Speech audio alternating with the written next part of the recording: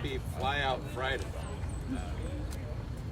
Not going to make excuses, but you know how it is in Washington, D.C. As soon as that gavel goes down, you can smell the jet fumes and people are out of town. My name's Dan Newhouse. I represent the 4th Congressional District of the state of Washington. And maybe this morning, even more importantly, I am proud to say that I am chairman of the Congressional Western Caucus, which now officially, get ready to applaud this, ladies and gentlemen, we are the second largest caucus on Capitol Hill with our 100th member, the gentleman from Ohio, Mr. Mike Carey. Yeah. You know, throughout my career in Congress and my state legislative career and really through my life, I've seen firsthand what I would call, the negative impacts of federal decisions and one-size-fits-all regulations and the impact they have on rural communities. In fact, that's truly one of the many reasons that I decided to run for office in the beginning. Unfortunately, our rural communities continue to be plagued by overreaching, burdensome regulations and red tape put into place by unelected bureaucrats who have never even heard of range meat, couldn't tell you what red dye diesel is, people that have no clue. And that's where the Congressional Western Caucus comes in. For the last 30 years, and we're celebrating our anniversary this year as well as the growth in our numbers, the Western Caucus has advocated for our rural and our Western way of life right here in Washington, D.C. We've seen the failures of a bloated, bureaucratic federal government firsthand. Millions of acres of forest going up in flames because of decades of the unwillingness to perform little or no forest management. The agricultural industry is being unfairly punished and left with uncertainty due to unclear and ever-changing federal regulations. Vital infrastructure projects have been stalled for years. Conservation and species management, those needs have been left unmet. And American industries are stifled by policies such as the Green New Deal agenda. Frankly, we've had enough. As chairman of the Western Caucus, I am honored, truly to lead these 100 members from across the country to advocate for our rural way of life throughout the West and beyond. Our organization now has members who hail from Georgia to Arizona, from New York to Guam, and every place in between. Because people in rural America want their voices to be heard, and they recognize that the Western Caucus makes that happen. That's why we exist.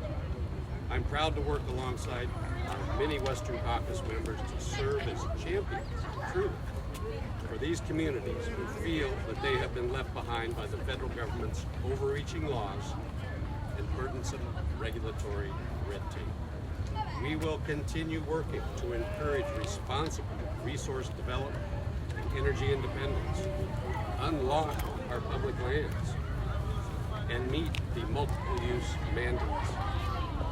Protect our communities from wildfires by advancing active management of our forests, and support the water infrastructure that makes our way of life possible across the West and the country, and empower our nation's farmers and ranchers and our agricultural industry to continue to grow the food and fiber and fuel that feeds the world. It's clear to me, just as I know it is clear to my constituents, President Biden is failing to display the leadership America needs and deserves. Instead of continuing to cater to the radicals in his party, it's time for him to take a look at how his policies are harming us in rural communities across the country. It doesn't even matter which party you're a part of. These are rural issues. But we all, as Americans, deserve better. The Western Caucus is without a doubt the preeminent voice of rural America. And And now, I'd like to share the podium with some of my colleagues that serve on the Western Caucus. I'd like to first turn it over to my good friend, colleague from American Samoa, Ms. Amata Radaway.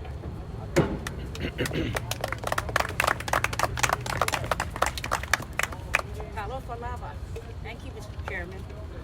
I appreciate being part of the 100-member Western Caucus and standing with these members representing rural America. The people of American Samoa have much more in common with rural America than you might expect. Like rural America, we are geographically remote, and our people are strong and resilient, serve in our military at very high rates of enlistment. Even in times of prosperity, we always face economic challenges. Now, those challenges have doubled. The administration has announced drastic new restrictions threatening our fishing-based economy in the South Pacific. At the same time, inflation and energy costs have caused the prices of almost everything to rise, and average wages to pay those higher prices are less than even most rural areas in the 50 states. I appreciate the Western Caucus focus on these key issues. Let's get the cost of shipping down and make sure rural Americans and the people of American Samoa, where we have many veterans and military families, can afford the necessities of life. So thank you. Thank you, Amata. I should have mentioned that Amata is one of our vice chairmen. Also serving as one of our vice chairs is a gentlelady from the great state of Arizona, Ms. Debbie Lesper. Thank you, Chairman Newhouse. What a beautiful day it is here in Washington, D.C. I'm honored to be here today with my Western Caucus colleagues. It's such an exciting time because we have had 100 members in the Western Caucus. Woo-hoo! For 30 years, the Western Caucus has truly brought the unique issues Western states face to the forefront of the national conversation. And under Chairman Newhouse's leadership, we are growing and leading on important issues. I'm from the great state of Arizona, and I've been working with some of my Western Caucus colleagues on protecting one of our most precious resources, water. We have faced historic droughts, and I'm proud of the work the caucus is doing to find solutions. I am also thankful for the support of the Western Caucus on my legislation to stop the Biden administration's radical gas stove ban and end burdensome federal regulations that stand in the way of American leadership on hydrogen and nuclear power. I'm grateful for their support on these critical issues, and I'm extremely grateful for Chairman Newhouse's leadership. Thank you. Now I'm going to introduce to you the person that we've been hearing about that helped get us to that century mark, Mr. Mike Carey from the great state of Ohio. Mike? All right. Well, good morning, everybody. How we doing? Good. Chairman, I want to thank you for giving me the opportunity to speak. How's a guy from Southwest Ohio joining the Western Caucus? Well, the reason is because the importance of this caucus on agriculture, on water issues, on all the issues that are facing rural America, this caucus is second to none. You know, many politicians in Washington aren't like many of us. I grew up in a town of about 2,500 on a small farm. We had a little cattle, hogs, corn, soybeans. And I will tell you, as a 16-year-old, when I came to Washington, D.C. for the first time, it was all foreign to me. But when I came to Washington in 2021, I had the opportunity to meet many of these great members that are behind me. And what I saw with them was the leadership that so many of us that come from rural America see that is lacking in this city. You know, the Western Caucus will continue to grow because their message is the right message. It is the American message. And many of us that represent rural America feel that Biden has sidelined so many of our farmers, our ranchers, our miners. So I will tell you that I am proud today to be the 100th member of this caucus, and I know that I'm going to work with the chairman, vice chair, to continue to grow, because rural America must not be sidelined by any politician. Now, I'd like to introduce my colleague from California, Congressman Kevin Kyle. Thank you all.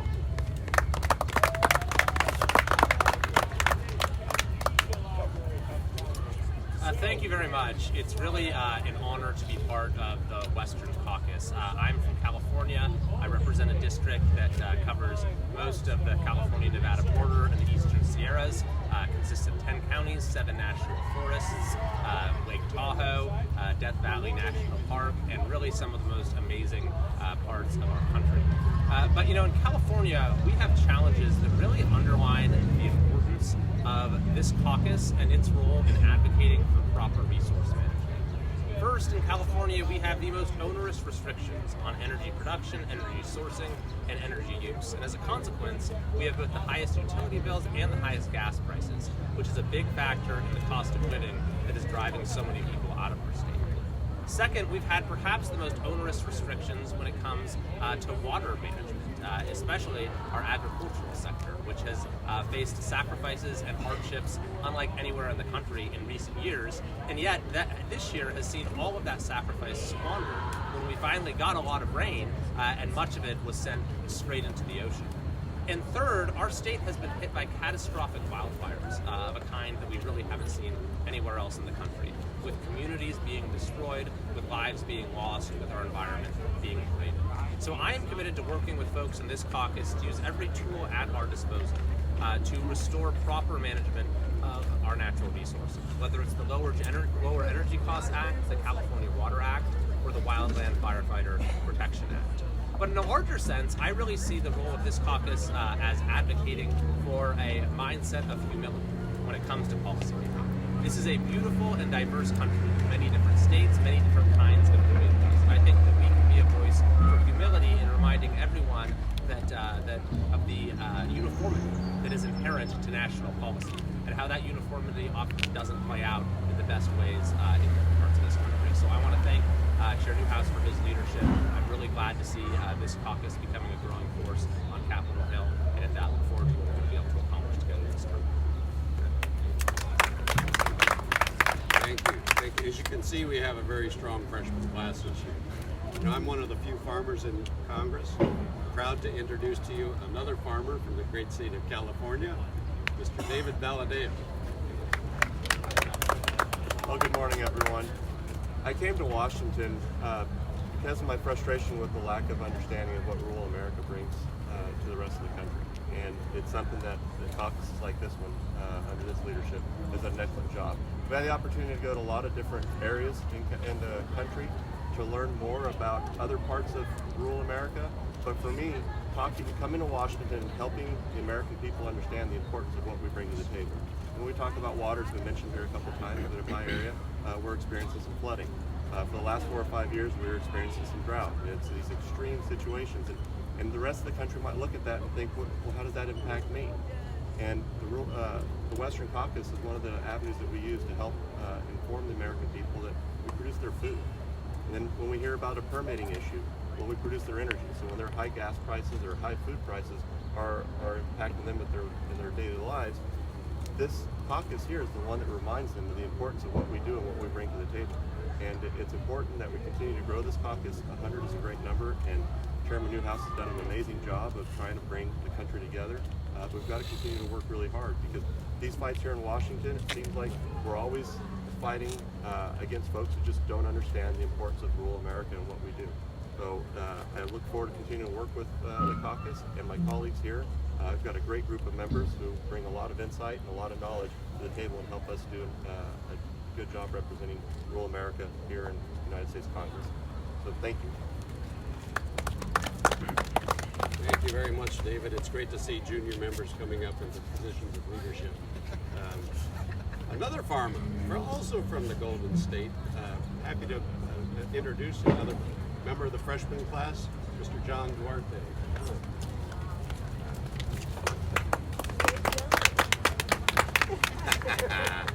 I would like to thank Chairman Newhouse, my fellow Western Caucus members, for the leadership and dedication to rural America. Our country is blessed with bountiful agricultural resources, mineral resources, water resources, energy resources, and it's up to us to embrace those blessings and build a society that can thrive. We're the champions of abundance, the champions of economic growth. We're working to harness America's resources and abundance and deliver meaningful results to rural America. The rural American worker is the most threatened species today, and we're dedicated to promoting a pro-human agenda. Through our work on many important committees and boots on the ground visits to businesses and communities throughout rural America, or flyover country, Western Caucus members are pushing back against unattainable, unscientific, and unachievable by design standards that are destroying America's resource abundance and our rural economy. Anti-energy, anti-farmer, anti-human policies coming down from the lords of scarcity here in DC are devastating working families from California to Pennsylvania and Ohio. Californians are sick and tired of having to break the bank just to pay for their gas tank, to fill their gas tanks and put food on their families' tables. I'm proud to have joined my colleagues in taking first steps in getting America back on track. Recently, we passed H.R. 1, the Lower Energy Costs Act. This legislation unleashes American energy reforms and reforms our broken permitting process, strengthens our national security, drives down prices, and creates more high-paying jobs throughout America. I want to thank every one of my colleagues for their hard work and commitment to rural America. 100 members of Congress all agreeing and working towards common goals is an accomplishment in of itself. There is still much work to be done, but I am confident that we will continue to deliver meaningful results to Americans. Thank you, Chairman Newhouse, your friends. Now let's get back to work for rural America.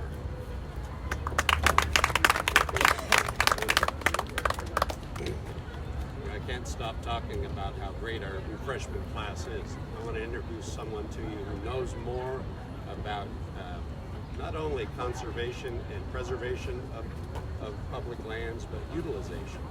Miss Harriet Hageman from the great state of Wyoming. Thank you. Thank you, Chairman Newhouse.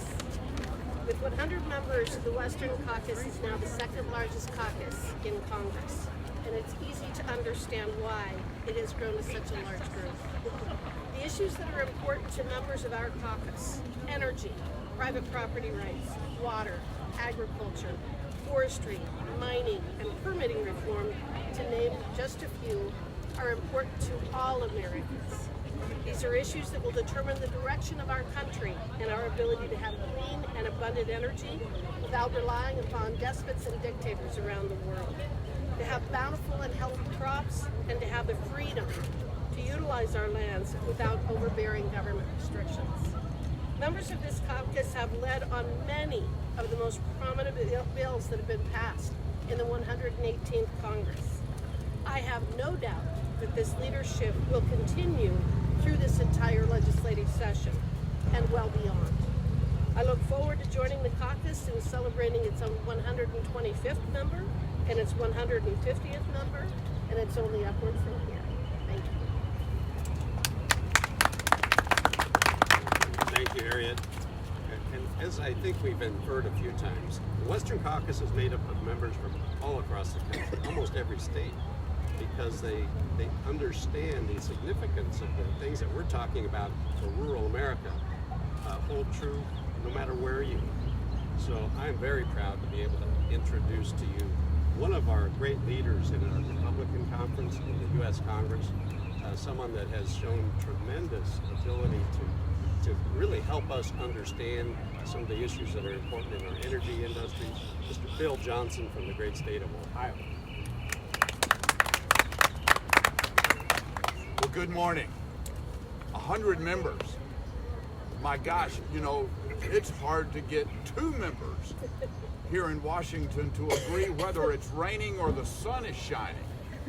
But you've got 100 members in the Western Caucus, now the second largest caucus in our Republican conference, that understand how important it is to represent the people in rural America. You know, our caucus is a little different than some other caucuses. We don't focus necessarily, even though we address a lot of different issues, we focus on the people that live in the regions where we represent. Because the strength of our nation is not in our government or institutions, it's in the indomitable spirit and heartbeat of the American people. And nobody represents that heartbeat and those sets of values across this great nation better than the Western Caucus. I used to say, coming from Ohio or being from Ohio, that I was the representative of the eastern flank of the Western Caucus. You're going to find out in a minute that that's not true, but that's okay. And even though Chairman Newhouse, even though I'm not the 100th member, I would like to say that I influenced or helped recruit our 100th member from Ohio, Mike Carey. Look, no matter where you live in this nation, but particularly in the western states who have large swaths of public lands in their states, an over-aggressive, intrusive federal government that makes it difficult to grow the economies in those states, that's something that's important to all of us. So whether it's the agricultural issues of Ohio, or the energy issues, or the manufacturing issues, or the access to critical minerals that are so essential to reshoring our supply chain and breaking our independence on China, we share a lot of common values. And I can tell you, I am so proud. I don't know how many different ways we can talk about the value of the Western Caucus, but you can't overemphasize just how true that is. And I'm so very proud to work with this group that understands that it's the great men and women, the families of rural America that get up every day and put their work boots on that keeps this country going. So Chairman Newhouse, thanks for your leadership. I'm honored to be a part of this esteemed group of 100. I think we may get to 101. I'm working on somebody. Okay. God bless you all. Thanks for coming out. So as you can tell, there may be a little bit of question about who has seniority and also who is the most eastern member of the Western Caucus. I'll let you all decide that. But coming up to make his case, we're very proud to have Mr. David Rouser from the state of North Carolina. David? Well, thank you, Mr. Chairman. I'm a member of the Western Caucus for a couple of reasons that I'll get to in a minute, but we'll just take a poll here. So I live at Wrightsville Beach. You go about maybe, 400, 500 meters, and I'm in the ocean. So who do you think The Atlantic Ocean. The Atlantic Ocean, that's right. Who do you think is the most further east in the caucus? I think it's probably me. I give myself the title. But I tell you why I'm a member of the Western Caucus. You know, we all have a responsibility to our district. We have a responsibility to our state. But even more important, we have a responsibility to America and to preserve America. The issues that the Western Caucus is focused on are the issues that will determine whether or not America remains prosperous and strong, not only here, but abroad as well. The agriculture issues, the water issues, the regulatory issues, the energy issues, all of those issues and more really are what make America so great and so successful. In addition, I might add, and this is an important addition, in addition to the moral and spiritual principles that made America great, which many of I'd say the vast majority of our constituencies back home care about those moral and spiritual principles. So with that, Mr. Chairman, I hope I made my case to be the most furthest east member of the Western Caucus. I turn it back to you. All right, thank you, David. Thank you. You may have to convince Nicole Meliatakis and Buddy Carter as well. So we're at 100 members, and as you as we've said, we're going to continue growing. We're going to continue to be a strong influence on Capitol Hill. In fact, I'm happy to tell you that Mr. Kerry's position of being our newest member is in jeopardy even as we speak. I'd like to introduce Mr. Ralph Norman, who is committing to me that he is going to be our 101st member. Mr. Norman. Thank you, Chairman Newhouse. It's an honor to be with you today. And yes, I will be a member of the Western Caucus. I was last year. This year, due to time commitments, I did not join, but I'm officially joining today. And I'll just tell you, if you want to see what these guys behind me do, come in on a meeting sometime. They represent the values of America. They fight for keeping America pure. They fight for states' rights. In the Western Caucus, everybody ought to be in the Western Caucus, to be honest with you, because of what they do. They don't. These members behind me don't just talk the talk; they walk the walk. And it's a privilege to be here. It's a privilege to be associated with such a good group. And you know, there's a lot of hot air in Washington. Not with this group. They do what they say, and again, mean what they say. So it's an honor to be here. Come to our meetings. Just drop in. You don't have to spend long, but you'll see the genuineness and the fact of the goals that they have, which is America. Dan, thank you so much for all the members. It's a privilege to join you up here today. God bless you. Thank you. I'm going to have to get another set of steak knives. So, rural values are American values. Our mission, our job, our goal is to elevate the voices of people that live in rural America, no matter which state, no matter which territory, but no matter where you are in the United States. A lot of people can't make it to our U.S. Capitol. It's a long ways for my constituents to come across the country. So it's our job to listen to the people that we represent and elevate their voices here in the halls of Congress. And so that's what we're determined to do, and I want to thank you very much for helping us celebrate and recognize not only 30 years, but now 101 members of the Congressional Western Caucus. So thank you this morning. All of us would be happy to, if you have any questions, we're happy to take them. Not like our newest member said, please come to one of our meetings and see firsthand what it is that we actually do. Yes, sir. Thank you, Congressman. A few questions. So what are the biggest issues facing rural America, and what legislation has been or will be introduced to address those issues? And then on a separate topic, the FBI has been subpoenaed by Congress for a document where whistleblower alleges that Biden took a bribe from a foreign official. Were the FBI to not hand over that document, would you all vote to hold Director Wray in Congress? Well, let me at least address the first half of your part. There's a lot of issues that rural America faces. Whether any of them are number one, but certainly near the top of the list has to be energy, issues surrounding the ability to be energy dominant once again as a country, instead of depending on not only foreign sources, but sources that are not necessarily our allies, when the answer to our energy needs literally lies right under our feet in this country. We need to be taking steps to make sure that we can be energy independent again. And that is truly an issue that impacts rural communities, the energy industries that we have in this country. And I should include in that some of the critical minerals, the mining issues, the utilization, like I said, of public lands to be able to achieve the goals that we have as a country and meet the needs that we have of our citizens. We can do both.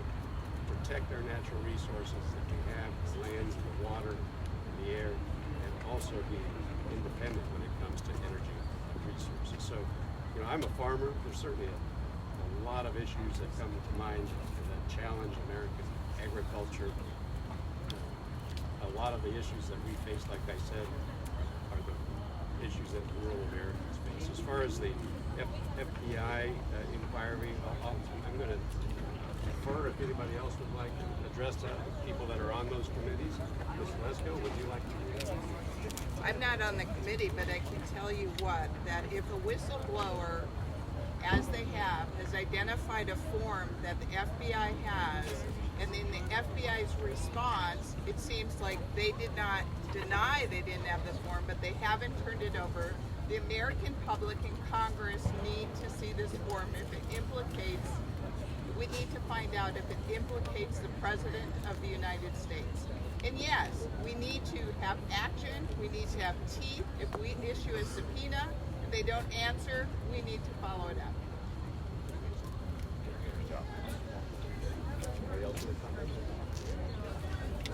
Anybody else?